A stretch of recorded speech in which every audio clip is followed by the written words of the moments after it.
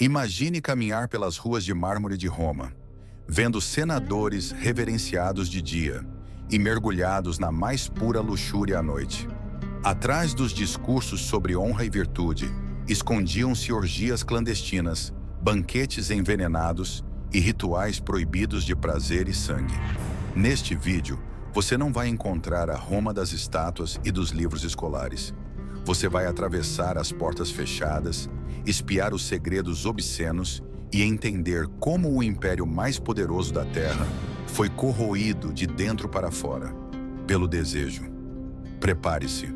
O lado obscuro dos imperadores que a história tentou enterrar está prestes a ser revelado, sentindo o aroma inebriante de carnes exóticas assando em fogueiras douradas. No centro do salão, Nero, o imperador mais extravagante, ria histericamente enquanto tigres vivos eram usados como entretenimento. Os banquetes duravam dias, com escravos levando bandejas de pavões assados, ostras cobertas de ouro e vinhos envelhecidos misturados a especiarias caríssimas. As paredes refletiam cenas de nudez e libertinagem, onde homens e mulheres, nus, se entregavam a atos explícitos sob os olhos do soberano. Para Nero, o prazer não tinha limites. Se sentia um semideus alimentado pelo caos dos sentidos. Quando o vinho derramava, era um sinal para iniciar orgias públicas, e quem se recusasse a participar podia ser punido com a morte. O teto de seu palácio girava lentamente, como o céu estrelado, espalhando pétalas de rosa para embriagar os convidados com a visão e o aroma. E era nesse torpor que Roma se dissolvia, entre taças quebradas e promessas de prazer eterno. Um só homem, Calígula, transformava o desejo em uma arma política. Ele não apenas desejava, ele possuía para dominar. Dizia-se que ele atravessava os jardins do Palatino, apontando quem seria levado à sua alcova. Homens, mulheres, pouco importava. Algumas esposas de senadores, obrigadas a se deitar com ele diante de seus próprios maridos, eram depois expostas publicamente como troféus. Calígula acreditava ser um deus, e seu prazer era sagrado. Mandava construir templos dedicados não apenas a Júpiter, mas a si mesmo, onde celebrava cultos de luxúria sob véus de incenso e gemidos abafados. O prazer proibido se tornava demonstração de soberania, e a linha entre religião e depravação era apagada a cada novo ritual. Para Calígula, invadir a pureza de famílias aristocráticas era afirmar seu domínio sobre o próprio sangue de Roma. Se essas revelações sobre o lado oculto de Roma estão te surpreendendo, imagine o que ainda está por vir.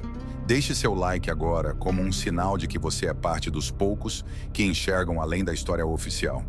E inscreva-se no canal para continuar essa jornada pelos segredos que moldaram e destruíram o maior império da Terra. Quem entende o passado, domina o futuro. E agora é a sua vez de ir além. Na corte de Elagábalo, o luxo tocava o absurdo e o escândalo se tornava regra. O jovem imperador, vestido de seda transparente e maquiado como uma deusa oriental, promovia banquetes onde a comida era servida sobre corpos nus. Seus aposentos eram adornados com fontes de vinho e piscinas de leite, onde se banhavam cortesãos e concubinas escolhidos a dedo. Elagábalo gostava de encenar casamentos e funerais no mesmo dia, misturando lágrimas falsas e risos depravados, como se zombasse dos próprios deuses. Conta-se que ele chegava a realizar sorteios. Quem pegasse o bilhete premiado era obrigado a passar a noite com ele, independentemente de sexo ou vontade. Animais exóticos desfilavam entre os convidados, enquanto perfumes raros eram vaporizados no ar, criando uma atmosfera densa, quase alucinógena. Nada era sagrado na corte de Elagábalo, a não ser o prazer em sua forma mais brutal e descontrolada.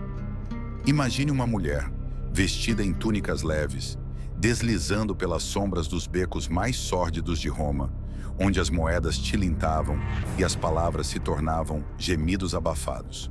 Messalina, esposa de Cláudio, não se contentava com o palácio e sua pompa.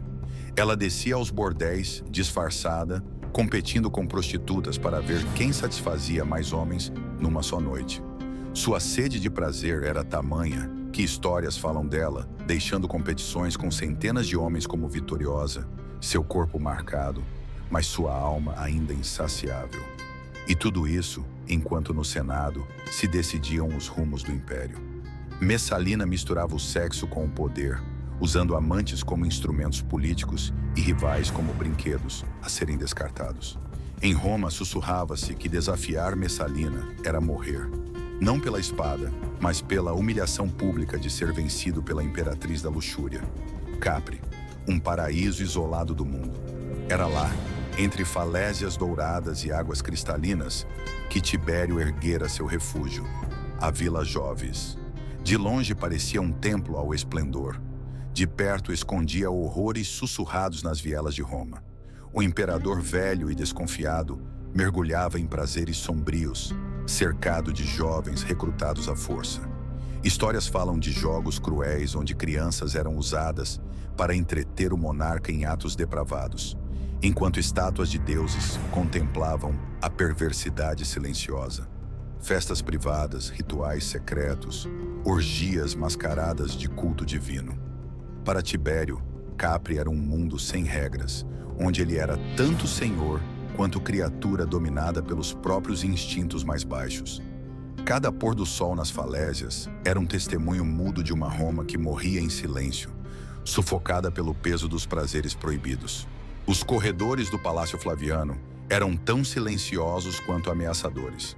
Domiciano, com sua túnica púrpura arrastando pelo chão de mármore, caminhava entre os salões não apenas para governar, mas para saciar uma sede mais profunda, o prazer misturado ao medo. Era conhecido por se divertir assistindo prisioneiros serem torturados enquanto se entregava a banquetes, como se dor e prazer fossem temperos da mesma refeição. Diziam que organizava encontros íntimos com esposas e filhas de senadores, forçando-as a humilhações públicas, enquanto os homens eram obrigados a assistir, impotentes. Nos jardins privados, à luz de tochas, realizava festivais onde o sexo era misturado com rituais de sangue, numa coreografia macabra. Para Domiciano, o verdadeiro prazer não era apenas o corpo, era quebrar almas, submeter vontades, instaurar o terror com um sorriso frio nos lábios. Na Roma de Domiciano, ninguém estava seguro, nem na cama, nem no coração. Ao entardecer, os banhos públicos de Roma deixavam de ser apenas locais de higiene para se transformarem em templos da luxúria. As águas mornas dos grandes complexos, como as termas de Caracalla, tornavam-se o cenário perfeito para encontros clandestinos, orgias improvisadas e conspirações sensuais. Homens e mulheres se misturavam sem qualquer separação, e entre as colunas cobertas de mosaicos, olhares trocados se convertiam rapidamente em toques furtivos. À medida que o vapor subia, as roupas caíam e o senso de pudor evaporava junto. Era comum, dizem as crônicas, ver senadores respeitáveis rendendo-se às carícias de escravas, ou mulheres nobres se entregando a soldados plebeus num frenesi sem distinção de classe. Ali, longe dos olhos severos da moral oficial, a verdadeira Roma se mostrava. Uma cidade de corpos molhados, suspiros abafados e pactos silenciosos firmados entre respingos de água e gemidos perdidos no vapor. No coração pulsante de Subura, o bairro mais perigoso de Roma, os bordéis eram mais do que simples casas de prazer. Eram verdadeiros mundos paralelos, onde a moral desaparecia entre o cheiro forte de vinho barato e perfumes adocicados. As lupanária se espalhavam em cada esquina, desde os estabelecimentos mais sujos, onde colchões de palha serviam de palco para encontros fugazes, até luxuosas casas administradas por mulheres astutas que ofereciam escravas treinadas nas artes do prazer. Ali, senadores e gladiadores dividiam o mesmo espaço, esquecendo suas diferenças em troca de noites que misturavam prazer e vergonha. Muitos imperadores frequentavam essas casas disfarçados, buscando o anonimato para se entregar a práticas que jamais seriam toleradas à luz do Senado.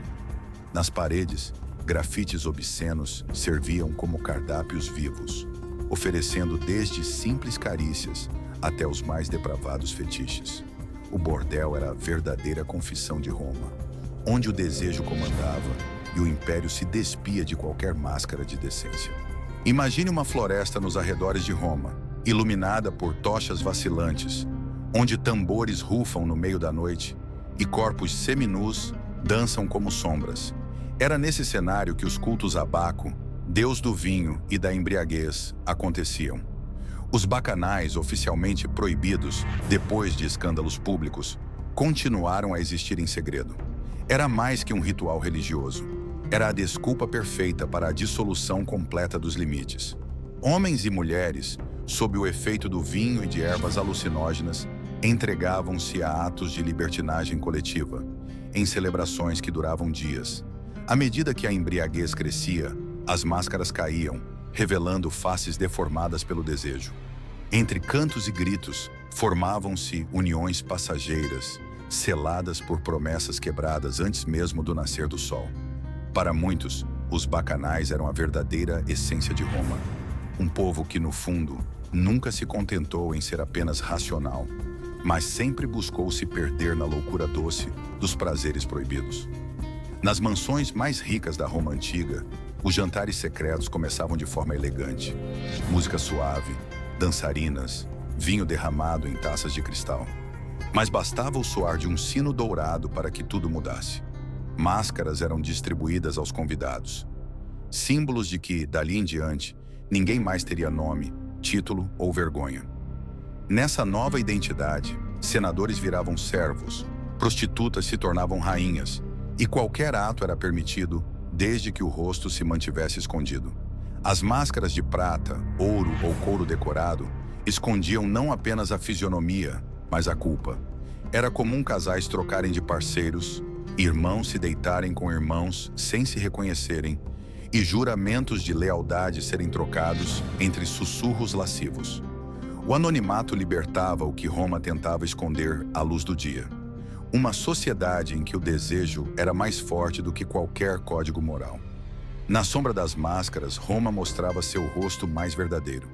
No Palácio Imperial, Cláudio, visto por muitos como um imperador fraco e titubeante, escondia uma face inesperada. Durante suas festas privadas, promovia jogos inusitados, onde o objetivo era simplesmente estimular o riso por meio da luxúria. Era comum que nobres e plebeus fossem misturados em competições que envolviam nudez, carícias explícitas e desafios embaraçosos. Imagine uma mulher nobre, filha de senadores, sendo desafiada a beijar 10 soldados de uma só vez diante da corte. Ou um gladiador musculoso, forçado a dançar nu, imitando uma deusa da fertilidade. O vinho corria solto e a cada gargalhada, a vergonha era empurrada para mais longe. Mas por trás da fachada cômica, Cláudio sabia muito bem o que fazia. Desmoralizava quem ameaçava seu poder. Muitos dos que riram nessas festas mais tarde tiveram suas carreiras destruídas pela lembrança pública de seus atos. A luxúria, nesse palco bizarro, era ao mesmo tempo diversão e arma política. Um lembrete de que, em Roma, o prazer sempre tinha um preço oculto. Na arena dos Circus Maximus, os olhos da cidade inteira se voltavam para as corridas de bigas. Mas nos bastidores, outro espetáculo acontecia. Invisível ao público, mas ainda mais arriscado. Jovens aristocratas, embriagados pelo vinho e pela adrenalina das apostas, encontravam nas arquibancadas reservadas aos ricos o ambiente perfeito para encontros secretos. Em meio ao barulho dos cavalos e gritos da multidão, trocavam olhares, bilhetes escondidos, promessas sussurradas. Muitos romances proibidos, entre classes diferentes, entre inimigos políticos, entre amantes de mesmo sexo, nasceram ali, sob o manto da euforia coletiva. Era comum que corredores famosos, os verdadeiros ídolos populares, fossem aliciados por matronas romanas em busca de aventuras perigosas. Pequenos cômodos atrás das arquibancadas eram usados para encontros rápidos, onde o cheiro de suor e pó se misturava com o perfume caro dos amantes proibidos. O espetáculo nas pistas era grande, mas o verdadeiro espetáculo da paixão descontrolada acontecia atrás das cortinas de poeira e luxúria. Imagine o imperador de Roma, não sentado em seu trono, mas vestido como gladiador, suando no meio da arena, cercado por sangue e aplausos histéricos. Cômodos não apenas governava Roma, Ele queria dominá-la fisicamente, mostrando seu corpo, sua força, seu domínio absoluto sobre vida e morte. Após suas vitórias ensaiadas nos jogos, onde adversários eram pagos para perder ou mortos sem piedade, começavam as noites de excessos. No palácio, festas imensas celebravam suas conquistas. Escravas exóticas, gladiadores sobreviventes, nobres envergonhadas. Todos eram obrigados a se render aos desejos do imperador. Cômodos escolhia seus parceiros e parceiras como quem escolhia troféus de caça. Os corredores do palácio ecoavam gemidos e música alta até o amanhecer. Para ele, o prazer era uma extensão da guerra, uma reafirmação brutal de seu poder. Em suas noites selvagens, Cômodos não era um imperador romano. Era um deus sanguinário, coroado não por louros, mas pelos gritos e pela submissão dos corpos vencidos. Atrás do trono de Nero, havia uma mulher que usava o prazer como arma mais letal do que qualquer espada. Agrippina, sua própria mãe. Desde jovem, sabia que, para sobreviver e dominar na corte romana, precisava transformar o corpo em instrumento de poder.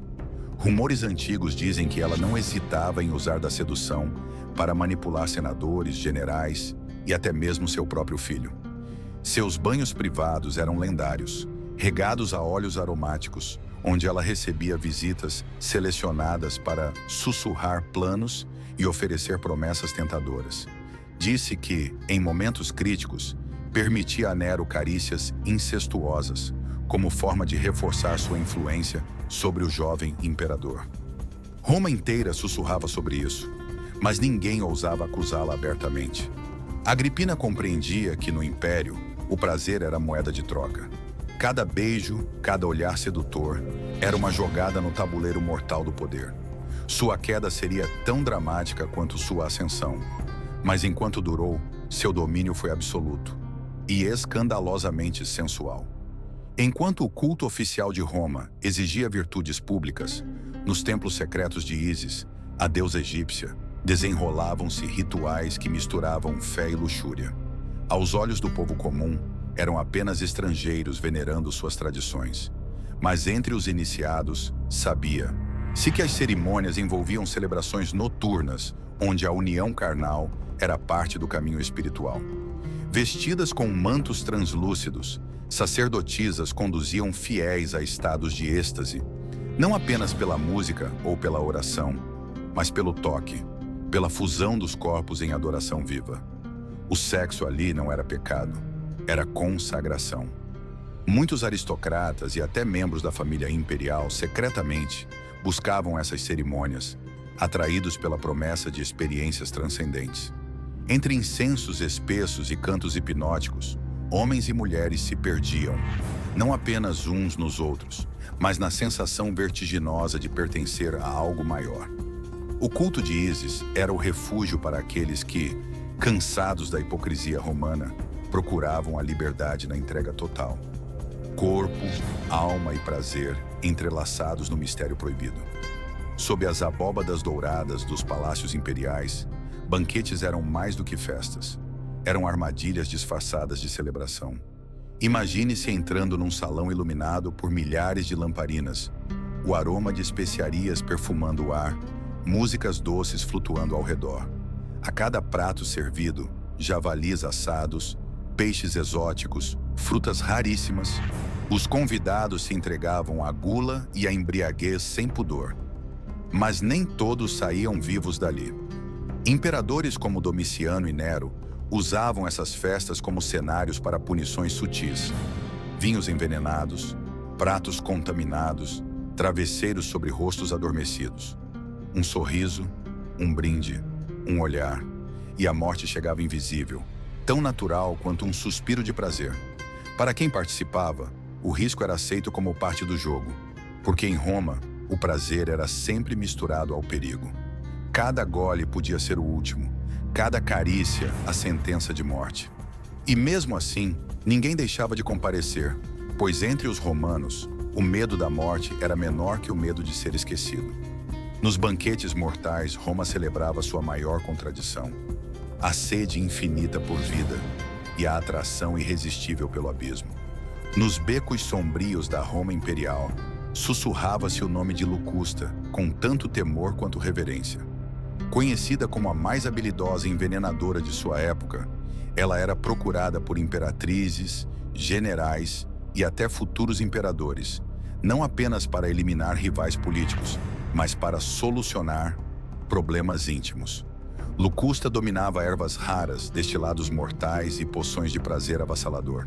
Dizem que entre suas criações havia misturas capazes de transformar o mais resistente dos homens em um escravo apaixonado, ou de parar um coração entre beijos. Agripina contratou seus serviços para abrir caminho para Nero, e muitos nobres, em busca de poder, se deitavam com amantes envenenados pela arte sutil de Locusta, morrendo entre sussurros de êxtase e dor. Sua casa era descrita como um templo negro, onde elixires eram preparados ao som de músicas hipnóticas e luzes douradas. Para ela, matar e dar prazer eram apenas duas faces da mesma moeda: a manipulação absoluta do corpo e da alma. Em Roma, quem dominava os venenos, dominava os prazeres proibidos e, consequentemente, o próprio destino dos homens mais poderosos. A poucos passos dos fóruns e das praças públicas, ocultas atrás de fachadas discretas, existiam as casas de banho privativas, verdadeiros palácios da devassidão para os privilegiados. Imagine piscinas de mármore rodeadas por colunas ornamentadas, onde a água era aquecida por elaborados sistemas subterrâneos e perfumada com óleos orientais. As mais exclusivas dessas casas não serviam apenas para limpeza. Eram dedicadas a encontros secretos entre nobres, cortesãs, gladiadores e até músicos itinerantes. Dentro de seus muros, regras sociais evaporavam como vapor quente. Era comum ver senadores em êxtase nos braços de escravas etíopes, ou esposas de generais trocando carícias com poetas decadentes. Tudo era permitido, desde que mantido em segredo. Muitas conspirações políticas, assassinatos e alianças proibidas começaram entre os suspiros abafados e os gemidos ecoando sob as abóbadas úmidas dessas casas. Para os romanos poderosos, a água quente era o batismo da verdadeira liberdade. A liberdade de possuir, de se perder e, acima de tudo, de viver sem máscaras, ainda que apenas por algumas horas. Sob o reinado de Septímio Severo, Roma parecia querer ressuscitar os antigos excessos que haviam escandalizado a cidade séculos antes. As bacanais, festas dedicadas a Baco, oficialmente proibidas, foram trazidas de volta, desta vez diretamente organizadas pela corte imperial. Imagine-se numa vasta vila nos arredores de Roma, cercada de vinhedos, onde o chão estava coberto de pétalas de rosa e tambores ressoavam durante toda a noite. Homens e mulheres, nus ou trajando apenas coroas de flores, dançavam ao redor de altares improvisados, embriagados de vinho e desejo. Septímio, vestido como um sacerdote de Baco, presidia os rituais com sua esposa e filhos presentes, numa mistura bizarra de culto familiar e libertinagem. Ali, o prazer não era apenas tolerado, era celebrado como um dever cívico. Em noites que se estendiam até o amanhecer, Roma esquecia suas guerras, suas intrigas políticas, suas diferenças de classe. Tudo se dissolvia sob a batuta do vinho e da carne. Para Septímio Severo, os prazeres proibidos eram mais do que indulgência. Eram uma ferramenta de unificação através da rendição coletiva aos instintos mais primitivos. Quando o sol desaparecia atrás das arquibancadas gigantescas do Coliseu e os últimos gritos dos espetáculos sangrentos ecoavam no ar noturno, começava um tipo diferente de festa. Uma festa proibida, reservada apenas para a elite e os mais ousados. Escravos limpavam rapidamente o sangue derramado na areia, enquanto músicos e dançarinas ocupavam a arena, transformando o palco da morte em templo do prazer. Torneios secretos de luta entre gladiadores e escravas eram organizados não pela glória, mas para excitar os espectadores privados. Após os combates, os corpos suados e feridos se misturavam entre os nobres, num ritual de conquista física e sexual. Quem sobrevivia era recompensado não apenas com dinheiro, mas com noites em leitos dourados, servindo como troféus vivos aos vencedores entre os aristocratas. O Coliseu, que de dia celebrava a violência pública, à noite se tornava um caldeirão de luxúria e dominação. Para os poucos que ali entravam após o anoitecer, a promessa era clara: esquecer a moral, ignorar a compaixão, viver apenas o prazer cru e selvagem, até que o amanhecer trouxesse, mais uma vez, a máscara hipócrita da civilização. Roma aplaudia Calígula em público, mas sangrava em silêncio nos palácios. Sob as coroas de louros e os mantos de púrpura, escondia-se um império corroído por um homem que não buscava apenas governar corpos. Queria possuir almas. Cada gesto de Calígula, cada amante arrancado, cada humilhação pública, era uma declaração cruel. Não existia mais pureza, não existia mais divindade, não existia mais Roma. Apenas o reflexo distorcido de um imperador que confundia prazer com poder absoluto. Os jardins do Palatino, antes símbolo da glória de Roma, tornaram-se silenciosos cemitérios da dignidade humana. Calígula não precisava de soldados para conquistar seus inimigos. Bastava um olhar, um dedo apontado, uma noite imposta entre véus e gemidos forçados. E assim, no coração da capital do mundo, onde os deuses deveriam ser reverenciados, a luxúria de um só homem ergueu templos ao ego e à depravação. O domínio de Calígula provou uma verdade terrível. O verdadeiro colapso de um império começa não com exércitos inimigos, mas quando a alma da sua própria elite é corrompida sem volta. Se essa história abriu seus olhos para verdades que muitos preferem ignorar, então você já começou sua transformação. Honre esse despertar. Deixe seu like como sinal de que você valoriza o conhecimento que poucos têm coragem de buscar. Inscreva-se no canal para seguir desvendando, junto comigo, os segredos que moldaram o mundo e que ainda ecoam hoje. Porque quem se permite conhecer o que foi escondido, transforma a forma como enxerga tudo ao seu redor.